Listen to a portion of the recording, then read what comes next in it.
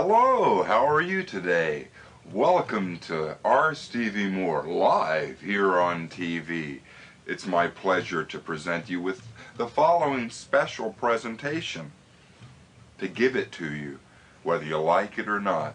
It's great to be back with you, I am feeling well. Mind if I just sing, I'll start upon hearing the bell. Mommy's baking birthday bread and Daddy's drink destroys his head and little distant cousins asleep. And I'm a little daddy. Steve was one of the greatest neglected composers of the 20th century. He's in a league of his own. The musical depth that he had going on and the arrangements and the melodies were like on par with, Brian Wilson or, the Beatles. You should see my fancy outfit, you should see their eyes. The sound that he got for a lot of those records, just doing it at his house with like tape machines and whatever, playing all the instruments, for some reason that's so appealing to me. All these songs are #1 hit melodies, songs that should be legends to this generation. Little Daddio, that's me, yet I'm a little Daddio. Every song sounds like a classic that you've never heard before, but I don't know, it still seems to have this kind of like wonkiness to it that, I don't know, just makes it very unique. They're ramshackle and they're kind of shoddy, but it's like way more interesting than if he was like pristine and super concise. He was like the best musician ever, and of course he's unknown. Are these things coincidence? No. I just said, this is the dude, like this is the real deal. And I can't tell you how hard it is to find the real deal. I keep trying, I keep doing more of it. I build up the quantity without thinking about starting over at the beginning to improve the quality. But I still know what I'm doing. Yeah, you wait and see.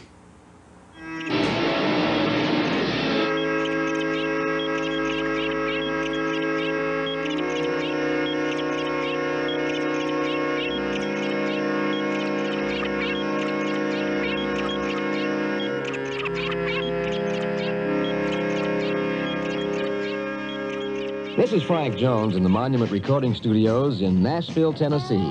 And I'm delighted to welcome as our guest Monument Recording star... Insert your name here, Steve Moore. First, let me say how delighted all of us in the Nashville music industry are to see you receive the recognition as a recording star in your own right.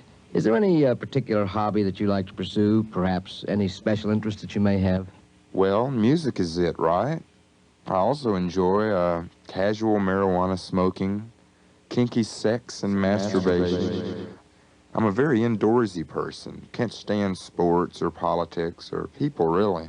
I will continue, though, to write, record, arrange, and produce my own special style of whatever it is I do so well. Let me ask you something. You obviously have found a very successful formula in your recording style.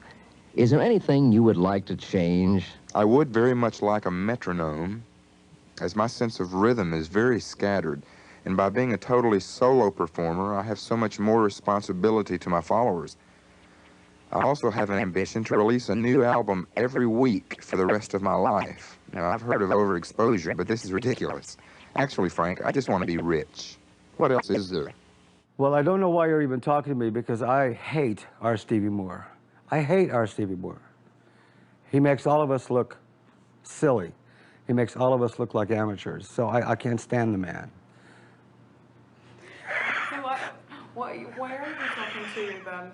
Because he's so damn good. I first got acquainted with R. Stevie Moore, I believe the summer or the spring of 1978. A friend of mine worked in a record store in Livingston, New Jersey, Sam Goody's. And she told me that there was a fellow working there on the floor from Nashville, new, and he had a record out. And she thought I should hear it. She thought I'd find it interesting. And she said he was a home recording artist and he had a lot of tapes. So she brings me this 7-inch record called 4 from Phonography, black and white sleeve. Looked very homemade. And I put it on. I think the first thing I heard was this song Goodbye Piano, which is just bizarre.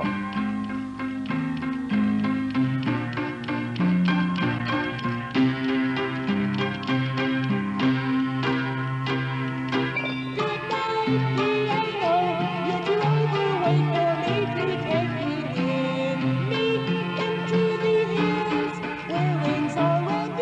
that time, hearing a record of a home recording, that wasn't something that you heard. You know, there were indie bands, but indie bands tended to record in studios. This was a home recording, and the fidelity was strange to my ears. You know, I wasn't used to hearing that.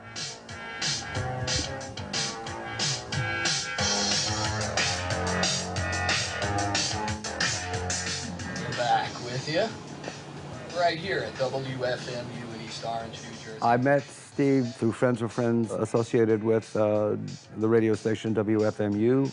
At the time, there was a North New Jersey pop mafia, a remarkable set of musicians. They were all kind of circulating and knowing each other, and these folks were like cranking out an album a month. So I would play on some of their projects, and Steve, of course, was kind of the ringleader, godfather, central figure in this. Everyone was really great, everyone was talented, but Steve, of course, was, you know, heads and tails.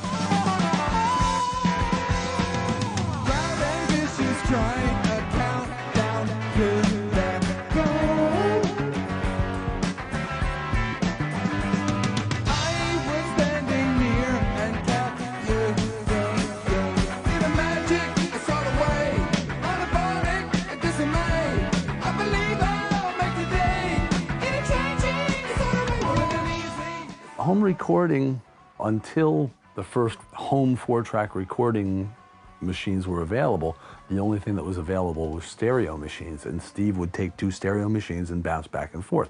Those were the first home recordings that he did.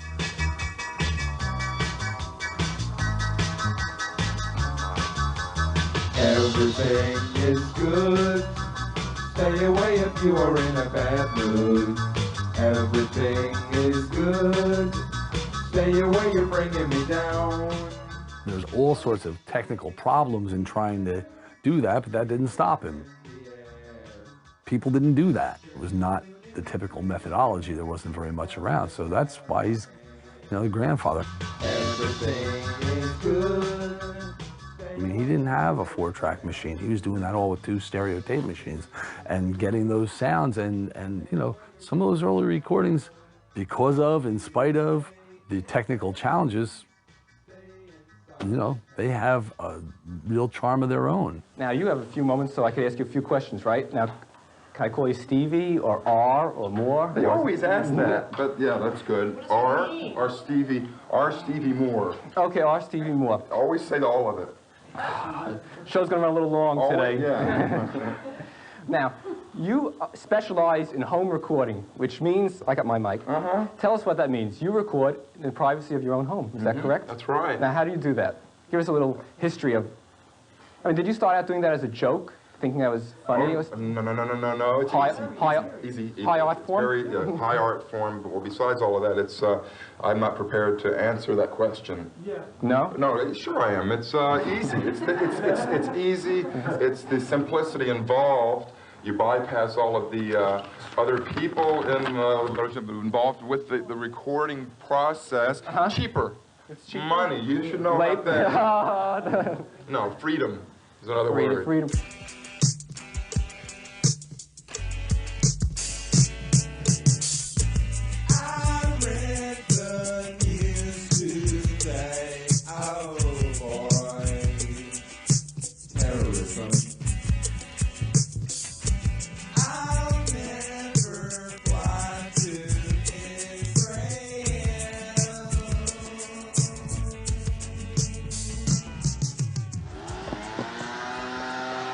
Going on out there, man? Can't the guy understand? Trying to do my work. There's Steve in his room working. Steve, I'm coming over. What are you doing? I'm working. Oh, okay, you want to hang out? Yeah, okay. Just, can you not come for another 2 hours? Because I got to finish this thing. And then, knock, knock, knock. Yeah? I'm working. Okay, I'll come back now. Hi, Steve. Jimmy. Boy, thanks for letting me out. You're very welcome. Hey, you look great. Thanks. Hey, you've got company. I sure do. Tell all my viewers hello. Hi, people. As he moved through like 60s or whatever, right through to now, he kind of like embraced every kind of new movement of music, you know, and put that into his stuff. So the early stuff is kind of like Beatlesy and rock and roll. Why should I love you as much as I do? I wanna sing. And then there's like proggy chord changes and stuff in it. Then it's like gets punky. You know what he wants, you know what he needs. He wants you to go, you want him to leave. And then there's the kind of like new wave R Stevie.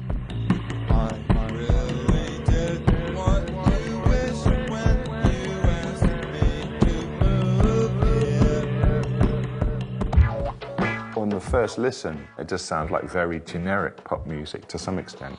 But then within that, there's a massive panorama of interesting stuff.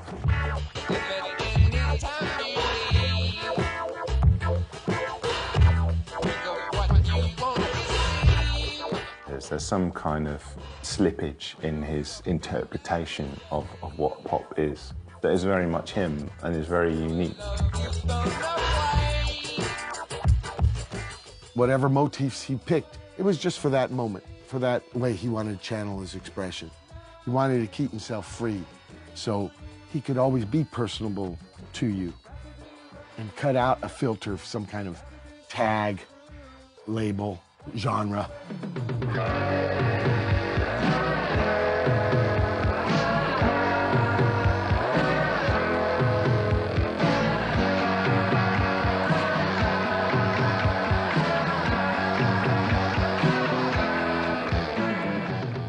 I don't know how he found the time to produce so much music. I mean, he must not have slept, you know, he must not have eaten anything, and I don't imagine, you know, any bill got paid or he ever left the house.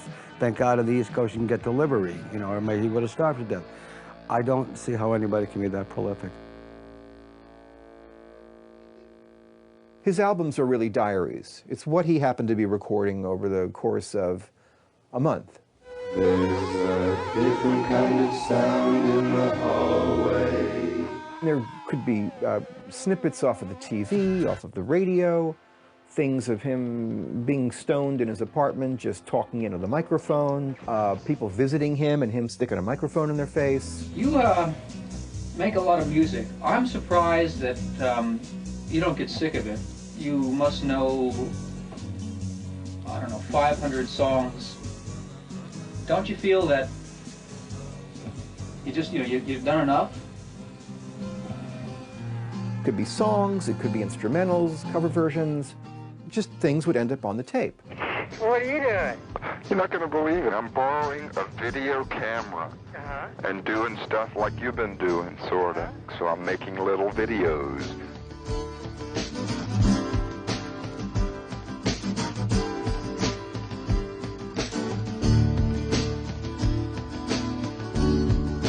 I remember thinking, I've probably heard 250 songs by this guy, and they're great. Who else writes 250 great songs? And he's still, at the time, he was still only in his 30s. There was sort of a mythical sense to the character. Yeah. Like the story is sort of, it's sort of larger than life story that you hear, and he's sort of, that man can't exist in real life.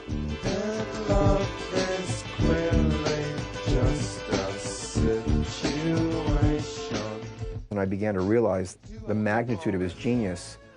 It was a common thought, for me and the people around us, that we're going to lose Steve at some point because he's headed to greater things.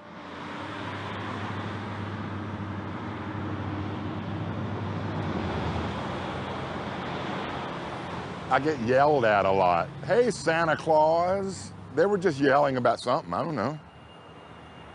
You shout back? Of course not. I hate it, but I don't really get harassed, you know. It's usually a joke. Although when I moved back here from New Jersey, you see a lot of guys with long beards. I mean, that's sort of a mountain man look for down south. You see a lot of beards like that. Everybody's staring. As they should be.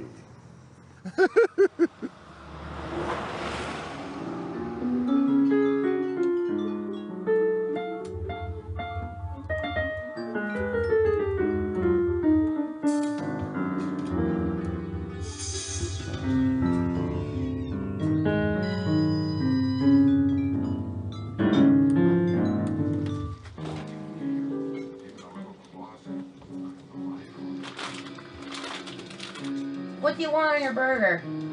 Anything in particular? Would you like some grilled mushrooms or something like that too? We had mushrooms for breakfast. Whatever you want.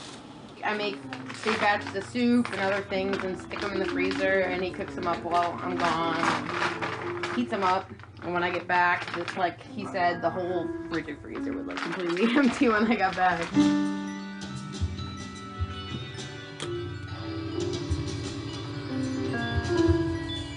This is the ultimate underground bedroom recording.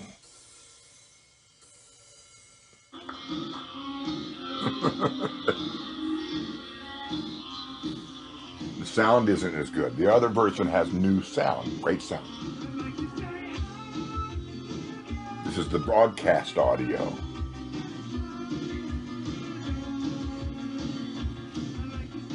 You're missing it.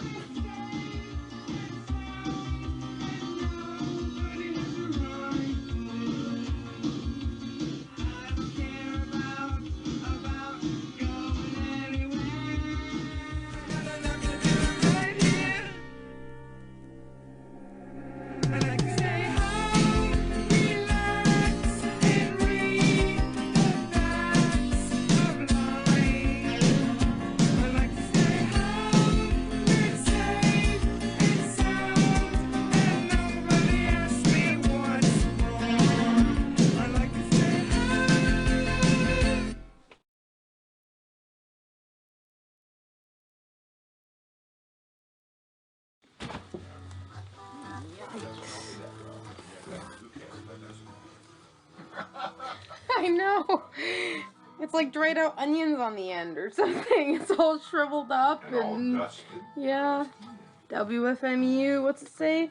25-year retrospective. March 84. My original recording setup was always reel-to-reel tapes. And it was before multi-track. Modern overdubbing, you don't lose quality by adding more because every sound source has its own track. In the old days, I was going generations of tape. They call it bouncing. And every time you added an overdub, you were making a copy of the previous sound source. And you go back and forth until the very first thing that you recorded has been copied without any processing or noise reduction. And by the time you get to the end of it, if you listen to some of my early stuff, it's like sizzling, sounds like bacon frying or something. Why does everything have to be polished? And then the cassette revolution happened. It's like the early 80s. The Walkman was invented and everybody could have, here's my record. I made it at home. And it's like, look, I got my homemade record. I don't need no record company. We can do it too. We recorded it at home and put together a little catalog and called it the R Stevie Moore Cassette Club. These are all original R Stevie Moore Cassette Club customer index cards. I don't even do that anymore. But that was my thing, is when I would get mail order, this is pre-internet, I would go to find out if they've already ordered before, see if they have a card, and if they didn't, I'd have to make a new one. Name, address, money sent, and what titles they wanted. So see, these were great customers. This happened to even be a customer who became a big enemy. We had a falling out because it's just like relationships.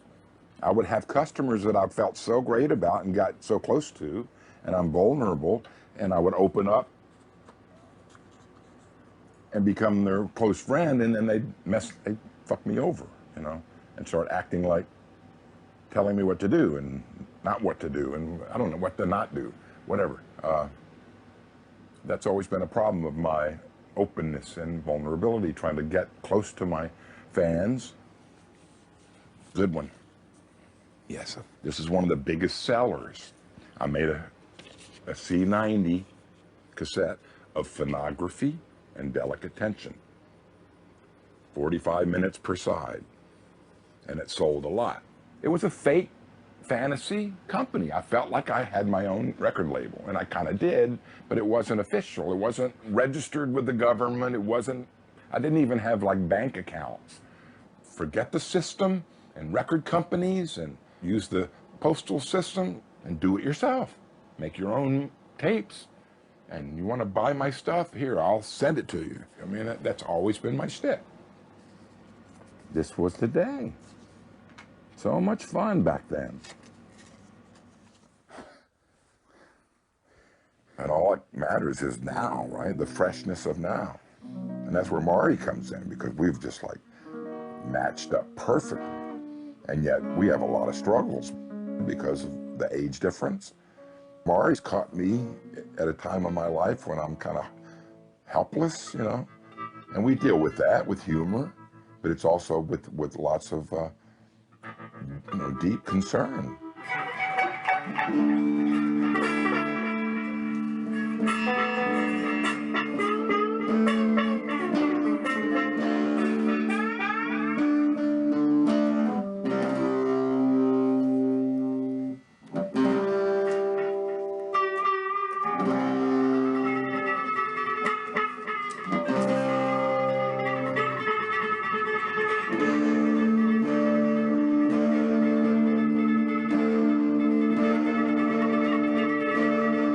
If you leave me, I will die. Repeat.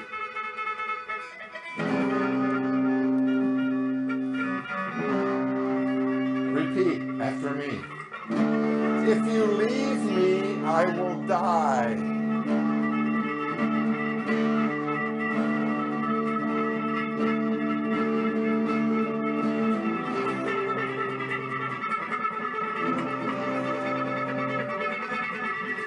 Self-inflicted heartbreak wound.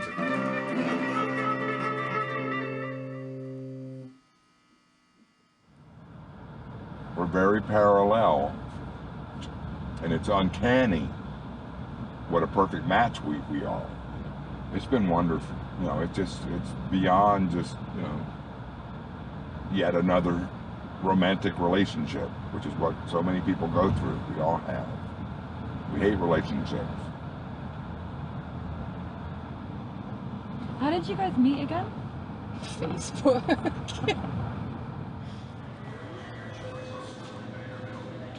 You're gonna get a salad with the sushi special. You're gonna get soup and salad and sushi. So then I don't want a salad. Yeah, we just chatted on Facebook, sort of. Not very serious, just kind of playful, back and forth. And then I said, when the heck are you finally gonna come to Arizona? Because I had sent him messages before saying, when are you gonna play a gig in Arizona? And then, play in Arizona. And then you said, contact my booking agent, which I never did, because I just kind of wanted you to come out and I'd give you a place to crash and find you a gig or make you a gig, put a whole festival on around you or something, because I just really wanted to see you play.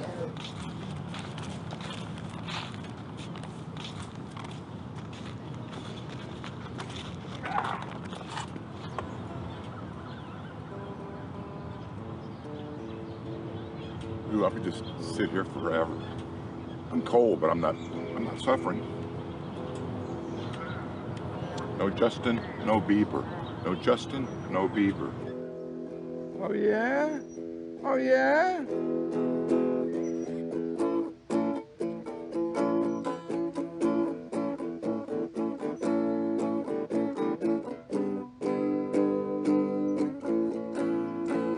Edit. What's great is that the microphone is going to be picking up the guitar super loud. Gun show.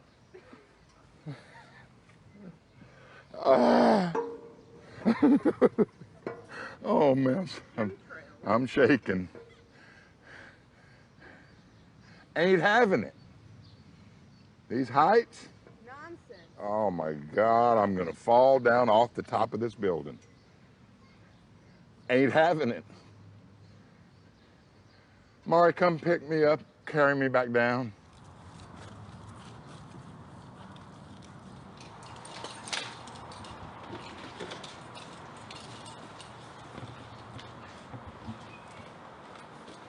Welcome.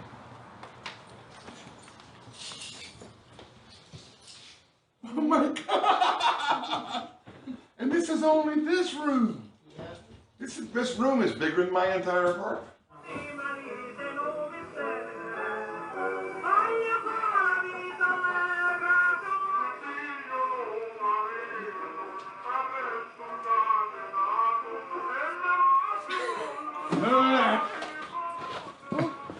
Every box is a surprise. I love my record collection more than I love my wife. You don't have a wife. This is my wife.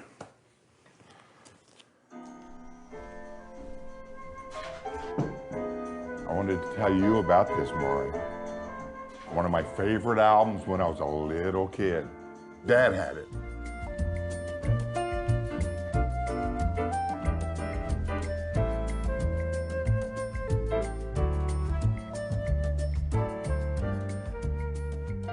When my daddy was like 15 years old, he lived over in East Nashville, but he would walk over to the Opry to shine shoes. It's the only way he could make money. My daddy, this is a true story. He'd walk up to the Grand Ole Opry, stand outside, and there's all these country Opry stars, and he'd shine their shoes, make a little money. And he got his foot in the door and learned how to play bass because he shined shoes of a famous bass player. My dad's 15 years old. He was so lucky that he got in on the music business in Nashville before it exploded. He was right there as a teenager. His dad played bass for Elvis for 10 years. His dad played bass on A Little Less Conversation, on Viva Las Vegas. And his dad's success is the definition of like pop success. It's the definition of American musical success. He would do 4 recording sessions, usually a day. He would come home at 2 in the morning and he would bring his recordings from the studio, from the session, with him. And so we would hear music coming from our living room of fresh recordings that he had just played bass on. And you know, you're talking major artists. You're talking the voice of Brenda Lee and Elvis Presley and Roy Orbison and Patsy Cline coming from our den, waking us up from our dreams. I mean, that really affects a child. That was a difficult childhood because even though they had everything, their father was always gone. He did 18,000 sessions. So think about the time that takes. That means you have to sleep under the piano every night and wait for that 7 o'clock in the morning session or that 10 o'clock in the morning session.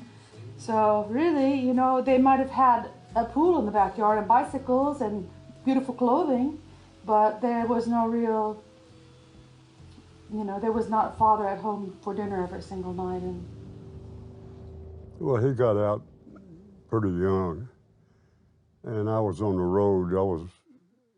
I just remember having a big time.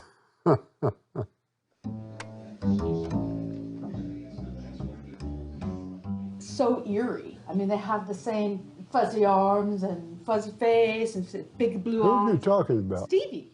Oh. Oh. I thought you was talking about Elvis. He was just my son, my firstborn, and he was taught by all the good people. I don't mean like going to school. He just was a hanger out, you know. But he's a left fielder. If you're a baseball player and you're a big pitcher, you get famous. But there, every now and then, you find a guy that's not a pitcher, he's a left fielder. And that's what Stevie was and still is.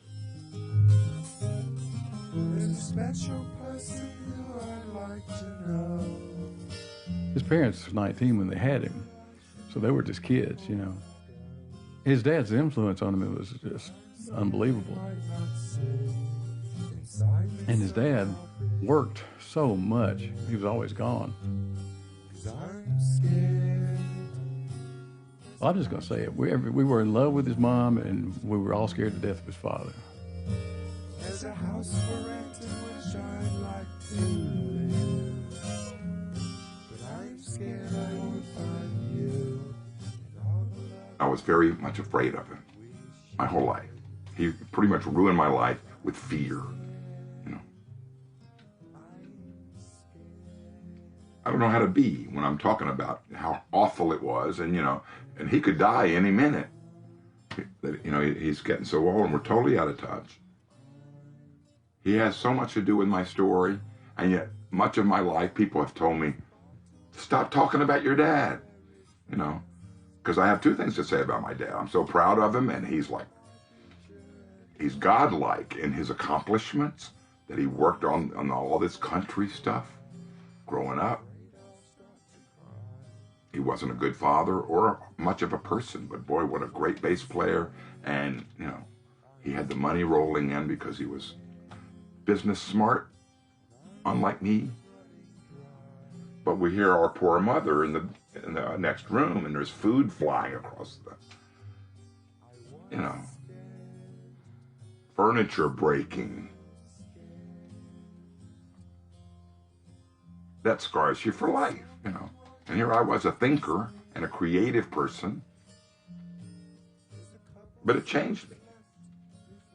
Pacifist.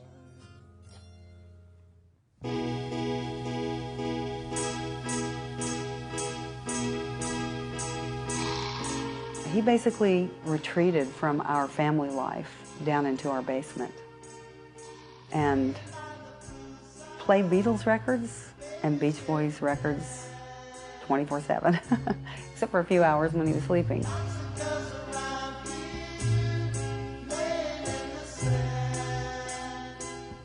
Once the music bug bit him, he was like gone.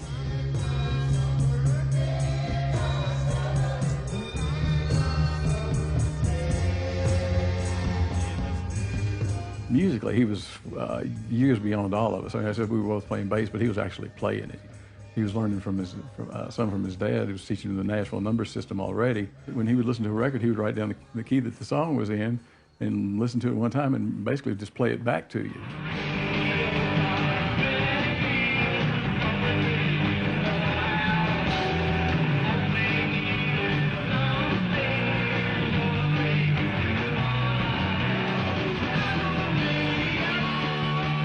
'60s and '70s, it was the kiss of death to have a rock band come out of Nashville. If you could, you could put out a record, and if they would put it out in LA and not tell people you were from Nashville, because it was a stigma involved, because we were so country. And he worked for his father on Music Row, so it gave him an inside knowledge of how the music business works. Of course, he decided that he didn't want to be a part of it, and so that's why he moved to New Jersey and became an independent artist. He had more opportunity to be himself and to do what he did and to have more exposure than he ever would have had he been here, and more support having his Uncle Harry up there, too. Well, Harry was working for Sony Records in New York City at a very high position at that time, and he encouraged Stevie to move there.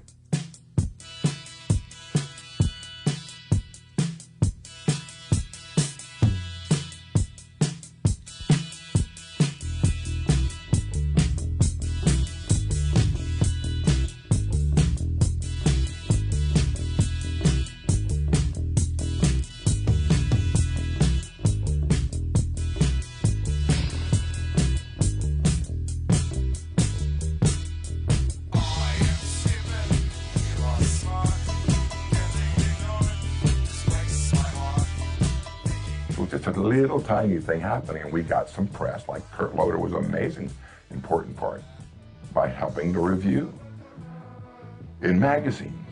But that's as far as it got. I never could continue to go up the ladder and get some more interest from the industry. Record companies were never interested.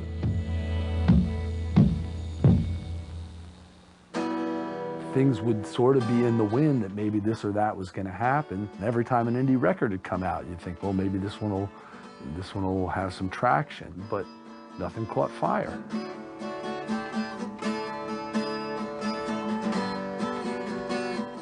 You know, a lot of my heroes are the ones that didn't compromise. Lenny Bruce, John Coltrane. I don't think you have to be mean or hateful. You just don't buy the silly game that they got dangling out there. This here's a message song.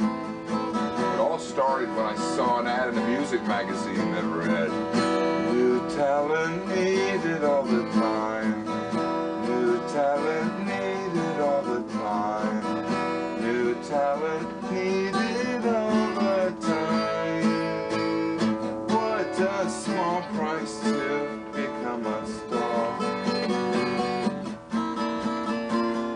What a small price to pay to find out who you are."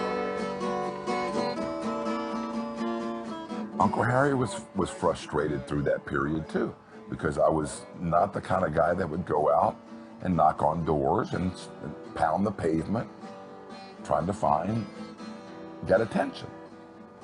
I was the bedroom hermit. I like to stay home.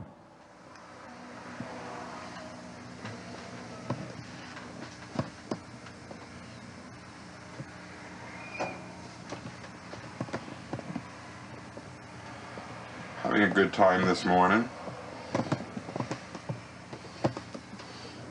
This is my kitchen sink. I've done some work today on it. There's the coffee I didn't finish this morning. There it is. It's cold now. In my spice rack. Proud to say. I'm dubbing some tapes. I'm always doing that, you know. Sometimes I mail out records. Not often, though. Oops, missed my hi-fi system. Want some? It's only 2 weeks old. PU.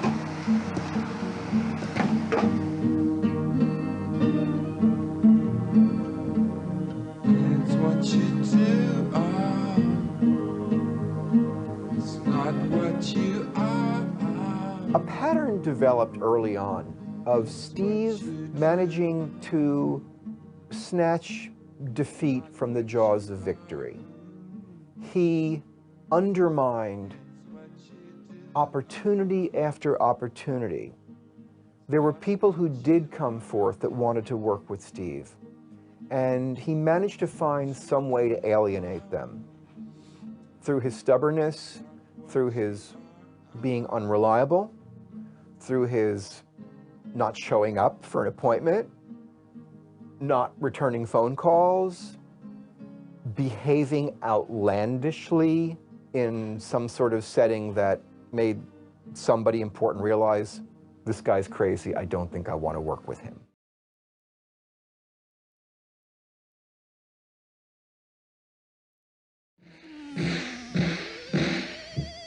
Boy is running. Boy runs from north top to south bottom.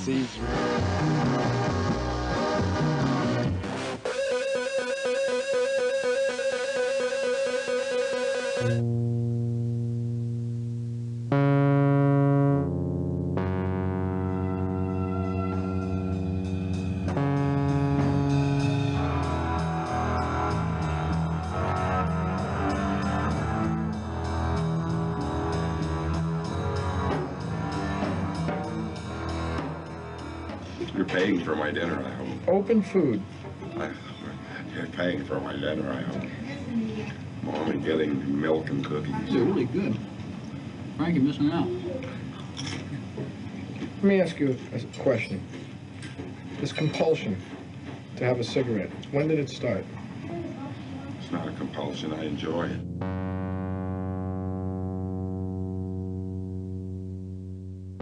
Well, 90s created the deteriorating lifestyle that gave me a heart attack in 1997. So there was lots of heavy drinking with friends. The 90s was, it's a blur, and not a lot happened. How about with the overdose, the prescription drugs overdose? That's right, I don't talk about that much. That came after the heart attack. And I was having problems, not with heart, but with, I guess, alcoholism, trying to get rid of that. And I guess I got some prescription drugs. And see, I don't even remember. I was on all different prescriptions, as many people were.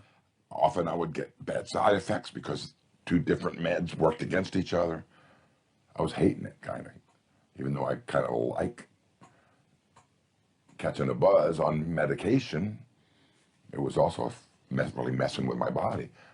And that's what led to the Alcoholics Anonymous, AA meetings and stuff.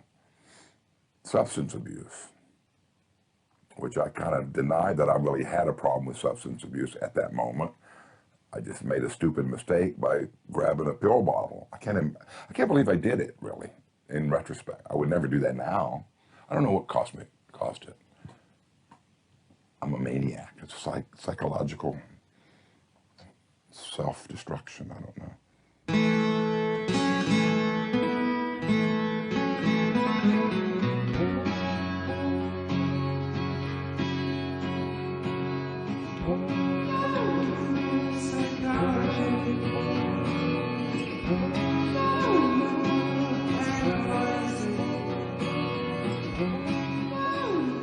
He hasn't had an easy life, and I think it's infused his art. And I think that's what gives his art resonance. I think that's why people from all age groups and different cultural backgrounds, they see him and they see somebody who's an honest man. He's an honest artist. He's really trying to communicate something in his soul.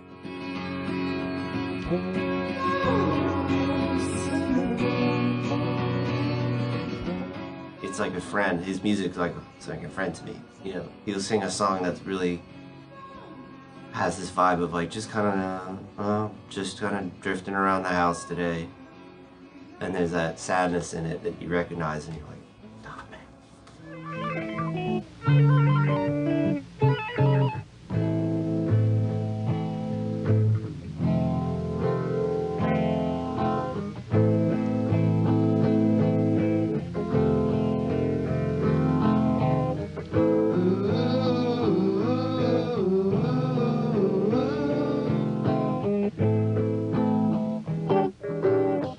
Once upon a time there lived a fancy babe, dressed in shine and juju undertow, just about to break within a passing day. She was showing shadows with the morning no.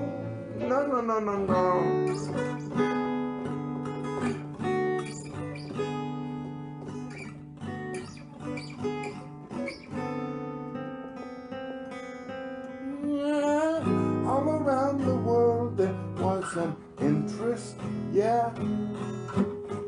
Those with richer circumstance would come. Just about arrival they would form a line. She was showing shadows, would the music go? No. No.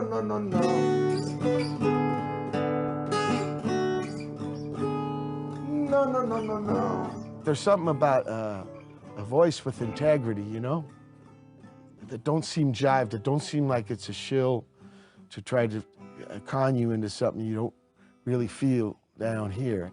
Like I can laugh my head off, I can cry. I mean, it reaches and touches me. I really like that about him. I don't even know exactly what it is, you know. I couldn't quantify it. Which is kind of good.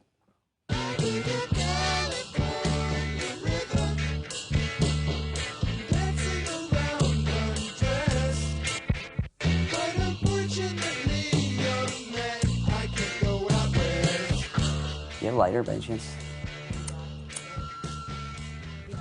I came across Stevie's music sometime between 1995 and 1996. I came across Stevie's record, Everything You Wanted to Know About R Stevie Moore, but were too afraid to ask. And I just sort of became enamored with it, and I became very interested in acquiring more.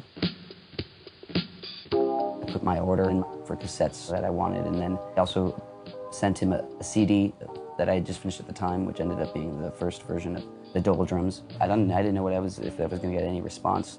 And lo and behold, my first email from Hotmail, in the Hotmail account, is Morse code. It said Morse code was writing me, and he just said, "Hey, you made this stuff, it's incredible, and want to collab.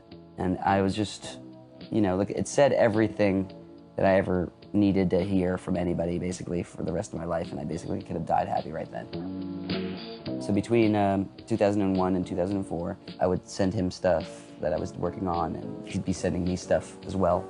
I was just sort of having Stevie as a mentor.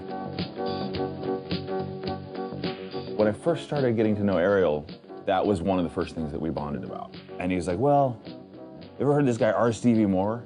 And I was like, fuck yeah, I have. I love R Stevie Moore. And he was like, well, that's my favorite guy on the planet.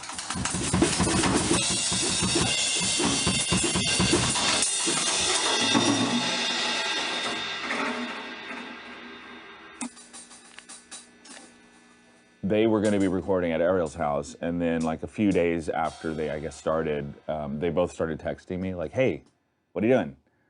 Like, can we come over and like, let's do something together? Okay, so you want to just start, and I'll cut it. I'll come in as you're already going, because then it'll be a cool sound. It'll be just like okay. So go ahead. Ready? Anytime you're ready.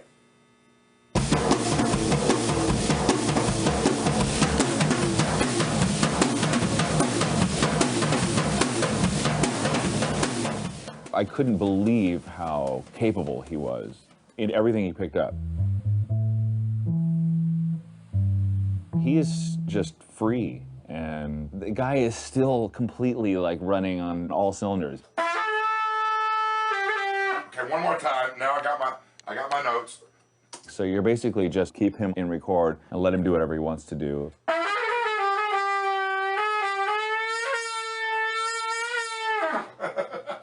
Oh my Lord, those two.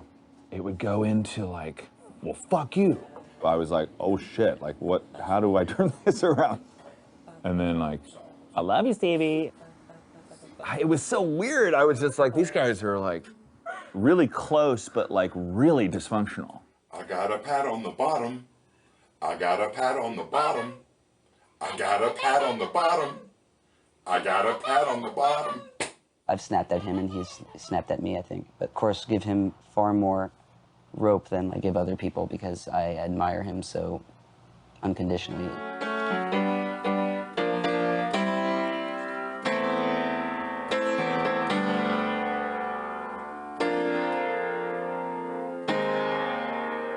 After meeting him online, the way that I did made it my life goal to try and have a career, try to make a name for myself. And if I had the opportunity to make myself a name for myself, I would make it my life, my goal to like make sure that like, nobody would forget him and people would pay attention to Stevie.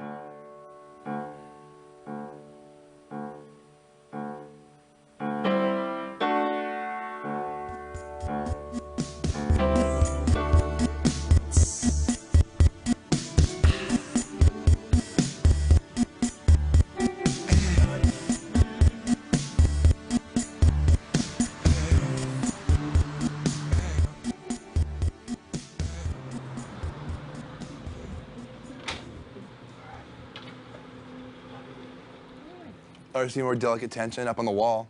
We didn't even just do that today because you guys were coming. That was actually up there the whole time since we opened. I have that one, I think, somewhere. And I think we have this one we were talking about inside. Hot Pink Wax. Stevie's great. I think that a lot of us that do this kind of like outsider music thing, we owe him a lot, even if we don't even know it. Hey, baby. So yeah, I mean, yeah. I know you don't need any more people like me rambling about Stevie, but he's the best. Yeah, I did a lot of rambling. It's hard to remember anything. He one time, like when we got maybe Ricky mentioned this, but he like when he became aware of us, he had like posted online how he really liked my record, Picture My Dick by Uncle Funkle, and that sticks with me. We needed a girlfriend because none of us have girlfriends, and we thought it'd be funny. We were calling her Princess for a second, but it was too basic. We were like, what's like and it's also like, oh, hey, what's up, girlfriend? What up, girlfriend? This right here, this R Stevie Moore tape is NAR 075. Like, this is one of the first tapes we did. That was one of like our big releases. Like, dude, we're doing an R Stevie Moore tape, no fucking way. And everybody's like, whoa, that's legit, dude. They're doing an R Stevie Moore tape, that's cool. So, and this shit sold up super fast. And I heard about him, I think mostly probably through listening to Ariel Pink. When I was younger in high school. But then I was just always I knew that there was this guy, R Stevie Moore, who was like supposed to be like the lo-fi DIY home recording legend guy or whatever. I think that a lot of people kind of take for granted that like now everybody has a 4-track and all those little machines and stuff. But back in when he was doing a lot of that stuff back in the day, it wasn't a thing people did really. You know, it was really complicated and like working with tape and stuff. I still don't even really know how to do it that well. You know what I mean? I don't really actually even know how. The bedroom thing blew up in a huge way, maybe like 2007, even earlier maybe, like it was the lo-fi bedroom thing, and then it kind of moved over to like the pop bedroom thing. And I think, yeah, like, and then he became super popular because people were doing it, and they were like, whoa, this guy's been doing it way longer than we have, and it's like, yeah, and he's like doing it a lot better for the most part, too.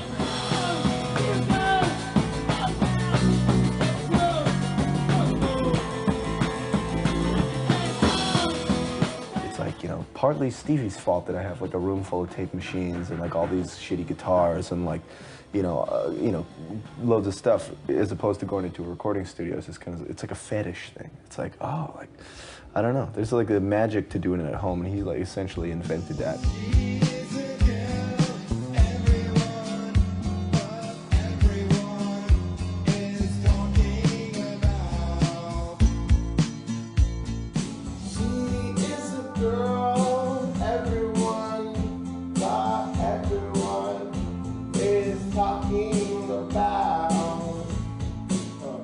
It inspired me to move my studio into my house.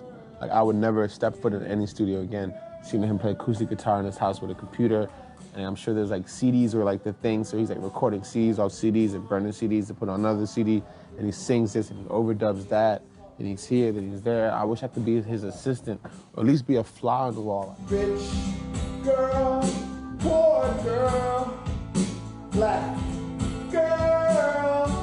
All right, I'm done.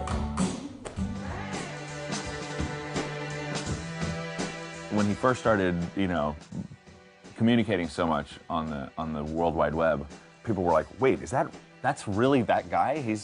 That's it? He's right there. Hey, man!" And hey. It's like built this like monstrous thing that like you could push one of the sticks and the whole HTML thing is gonna like crash, Stevie's a lot like that too. Facebook and all that stuff was probably a revelation for that guy, because here he was like in his bedroom for 30 years making music in various bedrooms and little studios and blah, blah, blah. And then all of a sudden it's like, boom, like, and all these people are like, oh, I love you. Oh my God, I'm in love with you.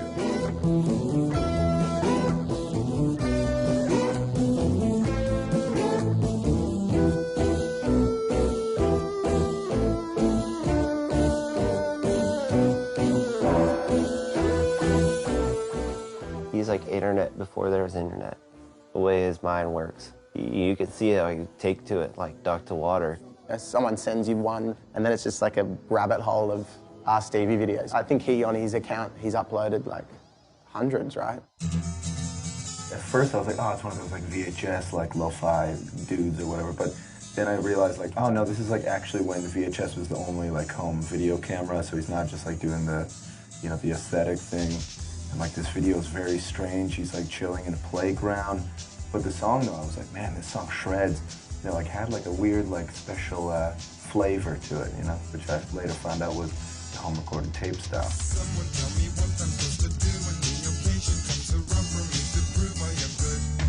He's the original lo-fi guy that actually had that stuff released. I mean, he's completely a pioneer. You are just part of the problem. Stevie was made for now. His music is today's music, it really works with today, but the eclecticism of it all and the aesthetic, but he's old now.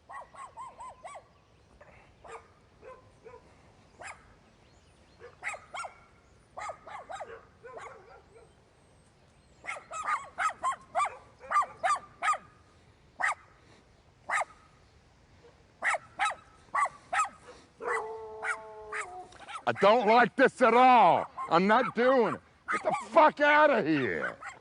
I don't know what to do. Run over it. And he's ruining our plan, you know.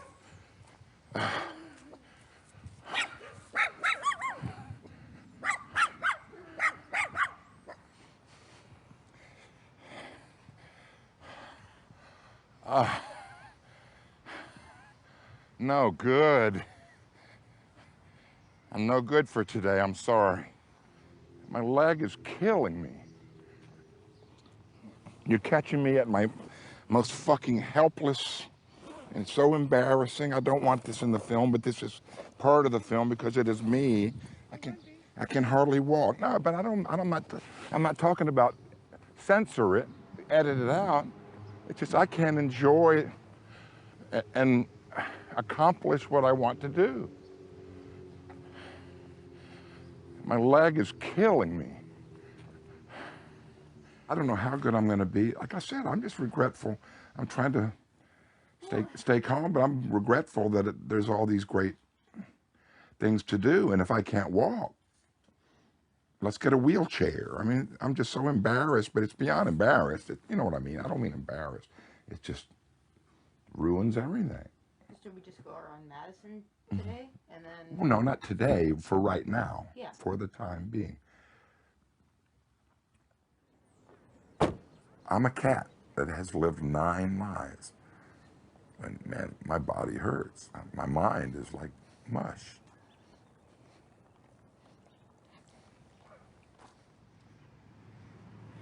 I've had many, many years of hoping and feeling like I was close to something, only to be disappointed. So now I'm guarded. I don't let my dreams and ambitions get the best of me, you know. I kind of don't expect anything to happen, but I'm not. That's not because I'm feeling sorry for myself. The odds are I'm not going to be on Saturday Night Live in my lifetime. It's not a place for R Stevie Moore to play. I would love to play here, you kidding? But only in my dreams.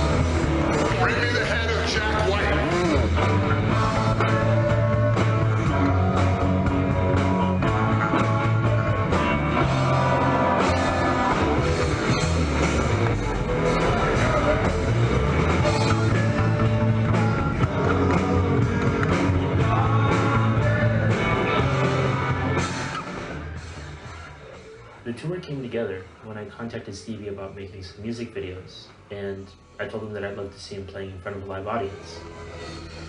To my surprise, he said, fuck it. Yeah, let's do it. And this is really how it all came together. Easy as that. We booked a few dates and went straight into the rehearsal studio.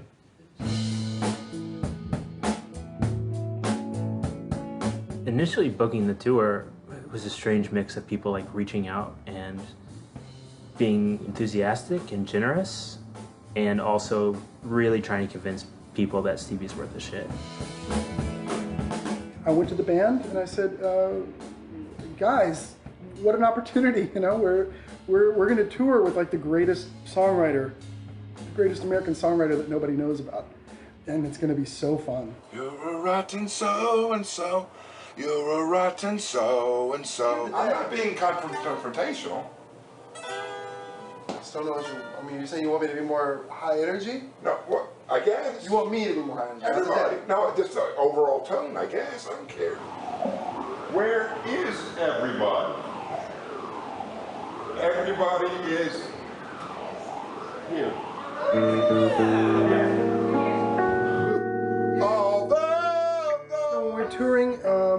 maybe it wasn't the greatest in the beginning, but we started to kind of find a voice. 1, 2,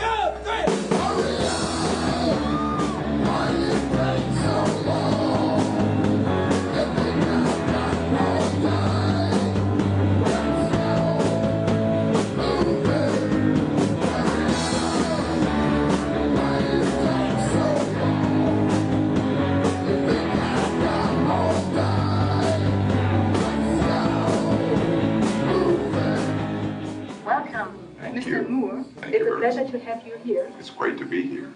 And we just listened to a song, I Like to Stay Home from the 80s, but obviously this is not true because you're doing your first ever tour, I've heard. That's correct, yeah. The first time I've ever really been on any kind of tour.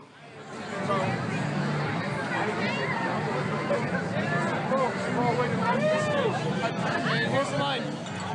Last time I was here, they didn't have no beer. Last time I was here, they had no beer. This is the second or third show I've played with Stevie, and we're playing last. So we get there early in the afternoon. Everyone's kind of drinking, having a good time, watching all the other bands. Stevie gets, I think, a little drunk maybe. For sure he took some mushrooms. And we're kind of getting rushed to go on. And what does he do? He like takes his pants off and changes into other pants right there on the drum riser, and everyone's clapping for that. And then he just grabs this limb of the tree and kind of pulls it down and just starts tearing all the leaves off of it. And then it just kind of goes back up. And then, all right, let's play, you know, and I'm afraid of him.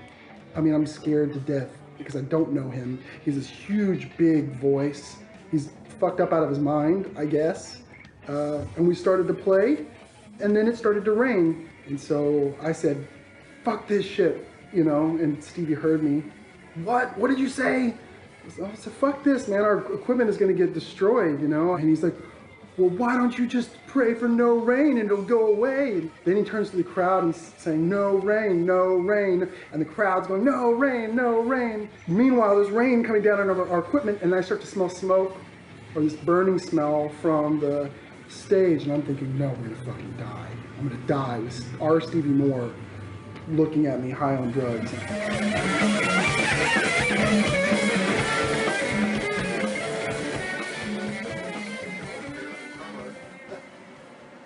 Locked right in with Moore's damn good bass playing. Say it again. Moore's mockingly contemptuous attitude toward popular culture, trends, and banal music was not out in force, but it was there in the subtext of his performance and some stage banter. Predominantly, he performed with laconically derisive expression that brought to mind Frank Zappa's vocals on the earlier Mothers of Invention. Wow. For a guy who very rarely performs live, much less embarks on world tours, Moore is an impressively engaging performer. As for his overall effectiveness in playing to the house, R Stevie Moore is genuinely, if not a bit exaggeratedly peculiar. Nevertheless, I really wish I wasn't hearing this right before playing a set. Really? Yeah.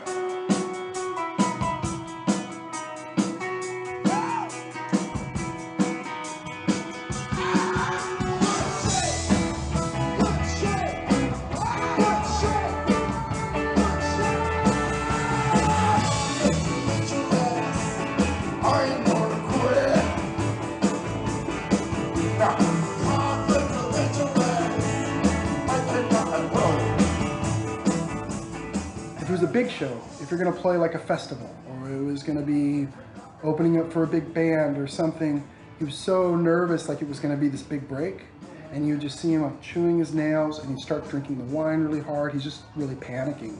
But he's definitely like got this self-sabotage thing, and I think the bigger the opportunity, the more his anxiety kicks in.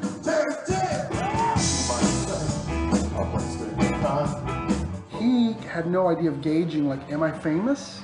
Am I not famous? Am I going to blow up? I just did an interview with the Boston Globe. Oh, the guy from PIL was in the audience when I played in London. Or The Guardian just wrote this really glowing review of my record. Am I going to be huge? You know? So something was happening. We definitely, all of us, Stevie, the whole thing, had really elevated his his brand.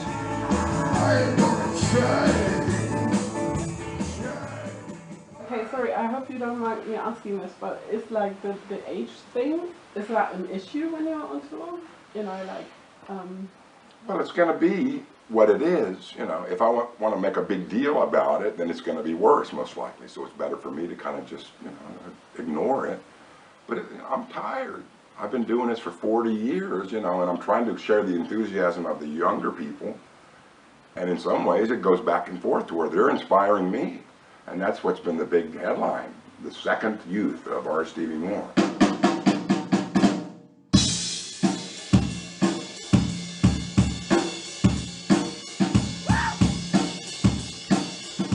He played at a venue called Nice and Sleazy in Glasgow, and everybody who went were like, wow, he's amazing. But he was also, I was also kind of like, ooh, I hope he doesn't play for 3 hours.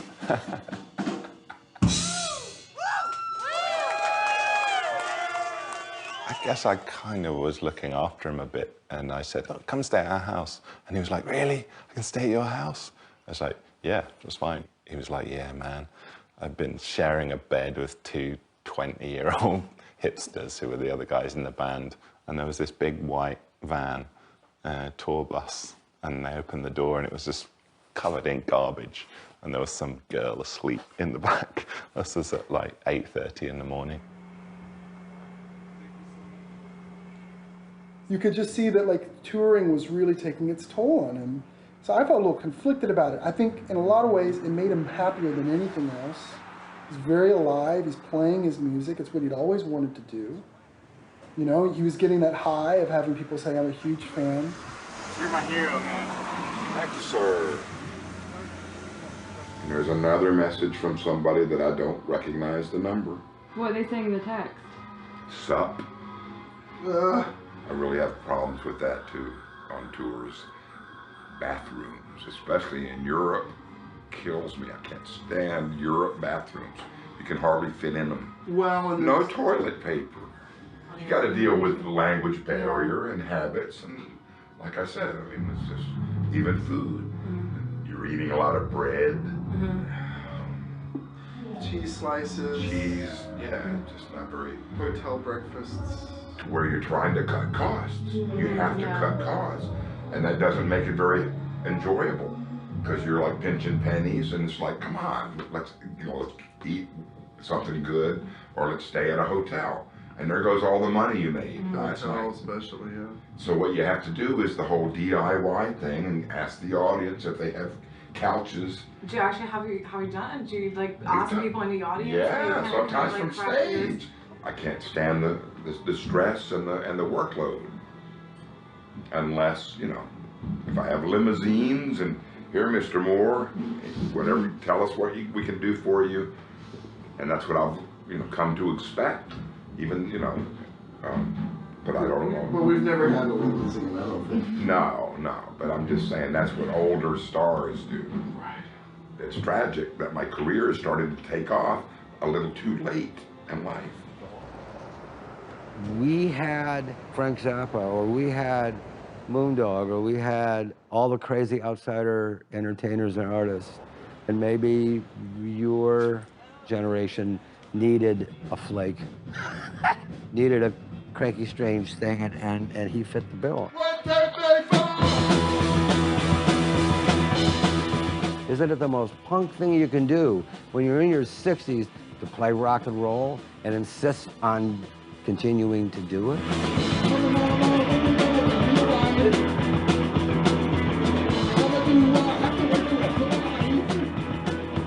I'm so proud of what I've accomplished. Even if I feel like a loser, I know that's not true. People like my music. They love it. And I'm proud of sticking with the DIY aesthetic. I've suffered by not getting involved with the mainstream system, but I'm also proud that I've escaped it.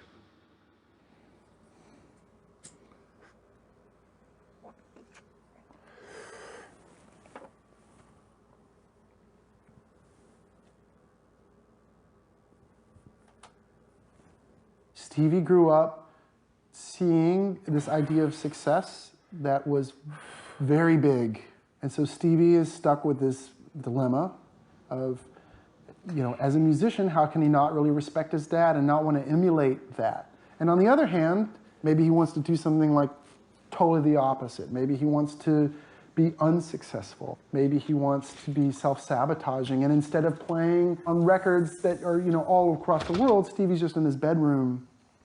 Maybe by playing in his bedroom, he could play the fantasy of the rock star in private and nobody could puncture it. And I think that's why it was so painful to go on tour, is to finally see like what is R Stevie Moore like to the world. I'm going to the Grammy Awards. No. Thank you, sir. I feel better than I look. If you know what I mean. That's my neighbor. He helps me out sometimes, gives me a ride to get groceries. He's older than me and he can hardly walk. Great guy. Been very nice to me since I moved in. You know, and I would be going away to Europe and come back and he couldn't believe, like he lives next door to a world touring, you know, global star. Steve is ambivalent about stardom. He craves it, and yet it repulses him. He wants to be celebritized on his own terms. And since it's difficult, if not impossible, to do that, Steve gives up on that process and ends up running home and hiding there where no one can find him.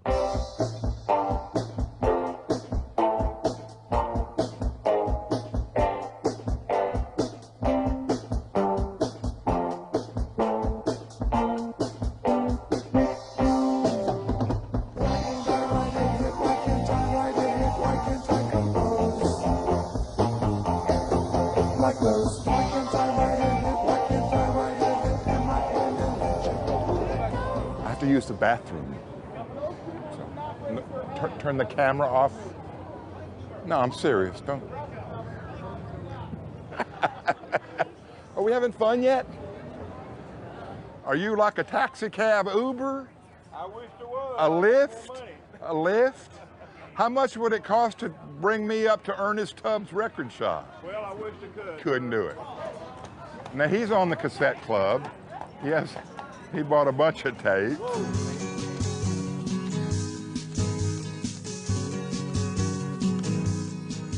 He's spent 3 decades, he's seen his entire life watching as truckloads of mediocre talent makes the hit parades. Nobody can make it. The whole idea of making it is ridiculous, and you shouldn't follow anybody's model for making it, because you're just going to be amplifying their mistakes. There's a lot of talk with him, him himself, where he'll go, oh, I don't know why this didn't work, or why, you know, he writes it, all his songs are kind of about that, but that's like his character. His character is the failed artist, the guy who came this close and couldn't. He chose to do something different, and for that he'll be penalized. You know, as much as he wanted success for himself on his own terms, not what the industry wanted. It's punk. Maybe you have to recognize something in Stevie that's within yourself. Maybe it's like a little oddness, or maybe just like his onesies, or, you know, maybe I wish I could grow a beard like that. Maybe I love his chord changes, or I like his approach. You know, I wish I could put out 400 albums, you know. Done 12. He hasn't changed much. He's still pretty much who he's always been. I mean, I still see, you know, I still look at him. Of course, you'll see when we get together, we're like, we all turn 15 again, yeah. Are you excited about that swim, Stevie? Yeah, I'm kind of having a panic attack. Just dive in, because walking in is not the way to do it. That's right. What if I break this? You won't break. I'll get another one. What about my bad leg?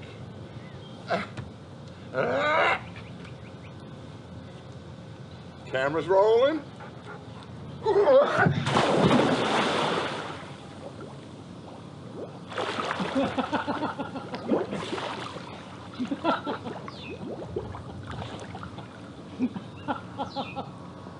Don't laugh at me. Are you feeling like a rock star now? In my Hollywood pool, Beverly Hills. Roger was thinking about selling me the house, and I'm thinking about it. Since photography went platinum.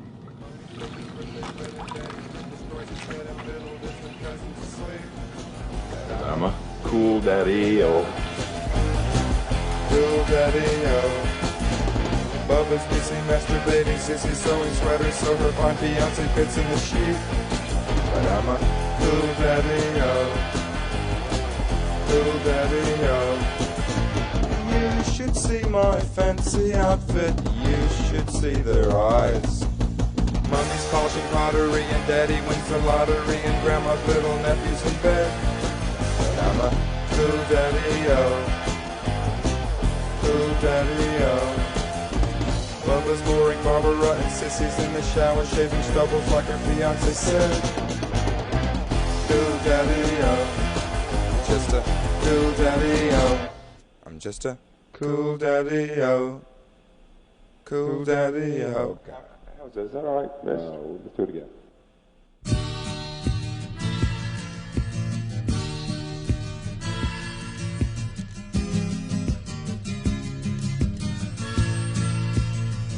I hope that you remember me again.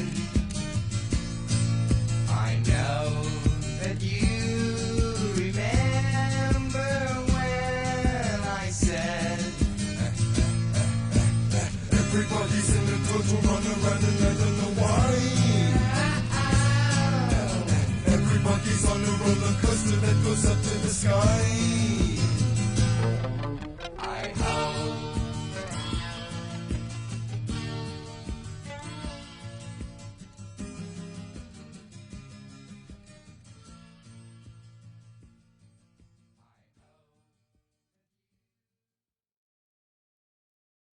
Hi, Stevie. My mom's single. Just saying. All right. I've never seen that. My mom's single.